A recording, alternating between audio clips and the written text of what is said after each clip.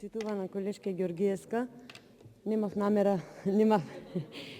намера да ви реплицирам, меѓутоа бидејќи ги спомнавте извозните компании и вашата грижа за помош на истите, сакам да ви пренесам само една информација која што ја добив директно во разговор од менеджментот на една извозно ориентирана компанија, на кој што беа поканети и ваши представници, но не најдоа за сходно да дојдат, и ќе ви ги прочитам нивните барања и потреби.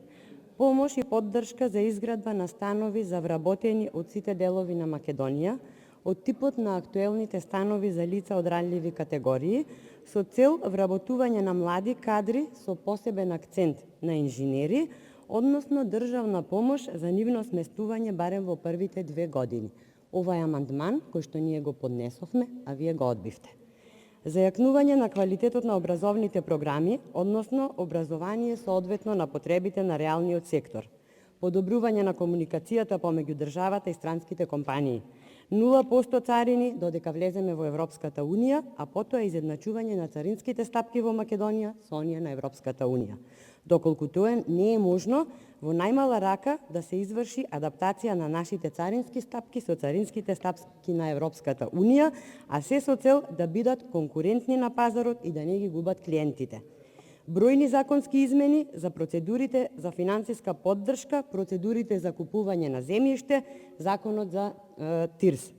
Државната помош од владата да се реорганизира со цел рамномерен регионален развој, односно да се стимулираат инвестиции и надвор од главниот град, на пример различни коефициенти да има за помош при креирање на работни места настрана од Скопје. Ова, почитувана колешки и представници на власта, се мерки кои требаше да ги прифаќате и ова се закони кои треба да се носат во итна постапка, а не по итна постапка да носиме закон за заштита на населението од заразни болести. Економските мерки мора да се реализираат според приоритети.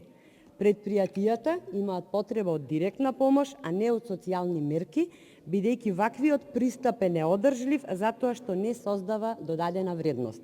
Стабилност во економијата не може да се обезбеди без наменско и рационално искористување на буџетските средства, а јас овде такво нешто не гледам.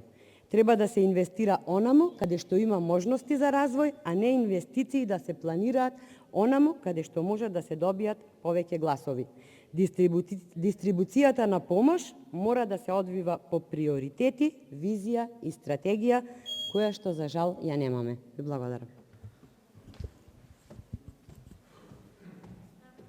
Марија